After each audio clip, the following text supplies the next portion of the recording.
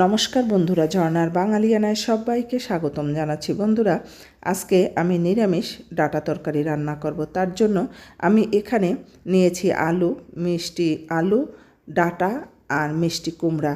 আমি সব ভালো করে পরিষ্কার করে কেটে নিয়েছি বন্ধুরা। আর ডাঁটার যে গোড়ার দিকের এই যে ডাঁটা একেবারে গোড়াটা আছে তাও কিন্তু নিয়েছি, এটা কিন্তু খেতে খুব ভালো লাগে।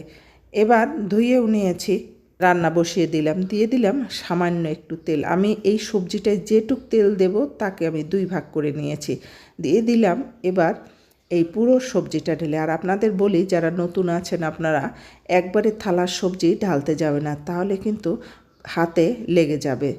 সেই জন্য অল্প অল্প প্রথমে দিয়ে তারপর ঢেলে দেবেন। একটু নেড়ে চেড়ে নিচ্ছি, আর সবজিটা দিয়ে নেড়ে চেড়ে না নিলে কিন্তু নিচে পোড়া লেগে যায়। দিয়ে দিলাম হলুদের গুঁড়া, একটু ধনিয়ার গুঁড়া, আর দিয়ে দিলাম লবণ।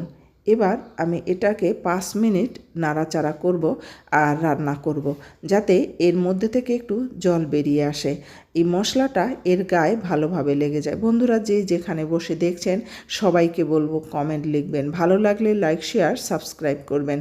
আর অবশ্যই এই গরমের দিনে বাড়িতে বসে রান্না করে খাবেন, এতে শরীর পেট সব ভালো থাকে। গরমের দিনে যত কম মশলা রান্না খাওয়া যায় ততই শরীর সুস্থ থাকে, পেট ভালো থাকে। এবার এর মধ্যে দিয়ে দিলাম গরম জল। আর রান্নার স্বাদ ডাবল করার জন্য কিন্তু অবশ্যই গরম জল দিতে হয়। গরম জল দিলে কিন্তু রান্নার স্বাদ অনেক গুণ বেড়ে যায়। এবার আমি এটা ঢাকনা দিয়ে দিয়ে একটু রান্না করব। আর এর মধ্যে দিয়ে দিলাম বোম্বাই মরিচ। আসলে এই বোম্বাই মরিচ, যে বোম্বাই মরিচগুলোতে ঝাল কম, গন্ধ বেশি, সেগুলো সবজিতে দিলে কিন্তু দারুণ লাগে খেতে। আর বিশেষ করে এভাবে নিরামিষ সবজির মধ্যে যদি আপনি একটু বোম্বাই মরিচ দেন তাহলে কিন্তু কথাই নেই, অনেক দারুণ লাগে খেতে।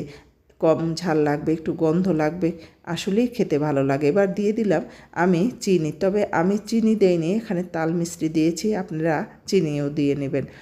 আর আমি এবার ফুটে উঠেছে, এবার ঢাকনা দিয়ে দেব। তবে বেশিক্ষণ ঢাকনা দেওয়ার প্রয়োজন নেই, যেহেতু মিষ্টি কুমড়া, মিষ্টি আলু, ডাঁটা সব নরম সবজি, অল্প একটু ঢাকনা দিলেই হয়ে যাবে। এই ধরেন 2-3 মিনিট ঢাকনা দিয়ে রাখবেন, যখন ভালো করে ফুটে উঠবে তখন উল্টে দেবেন, আর ঢাকনা দেওয়ার প্রয়োজন নেই।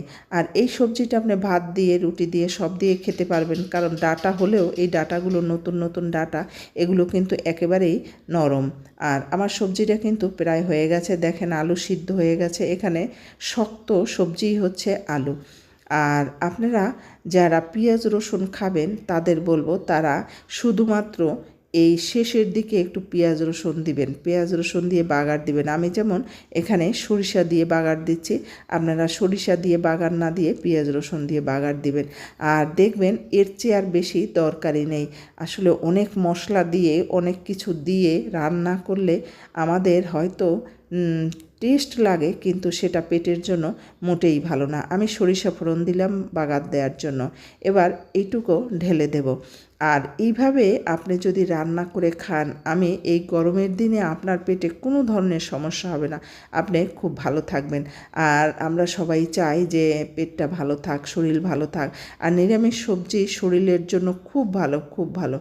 এবার আমি এটা দিয়ে খুব ভালো করে নাড়াচাড়া করে নিলাম, আর 2-3 মিনিট আমি একটু রান্না করব, তারপরে কিন্তু আমার সবজিটা হয়ে যাবে। আর আমি এই সবজিটায় ঝোল ঝোল রেখেছি, কারণ রুটি দিয়ে খেতে হলে কিন্তু একটু ঝোল ঝোলই লাগে। আর এই দেখেন আমি তুলে দেখাচ্ছি, আর সবজিটা দেখতেও যেমন হয়েছে, আর এটা কিন্তু খেতেও দারুণ হয়েছে। অবশ্যই এভাবে রান্না করে খাবেন। যে যেখানে বসে এত সময় ধরে আমার এই নিরামিষ রেসিপিটা দেখলেন, সবাইকে বলবো ভালো লাগলে লাইক শেয়ার সাবস্ক্রাইব করতে ভুলবেন না। ভালো থাকবেন, সুস্থ থাকবেন, আবার নতুন একটা রেসিপি নিয়ে আপনাদের সামনে হাজির হব।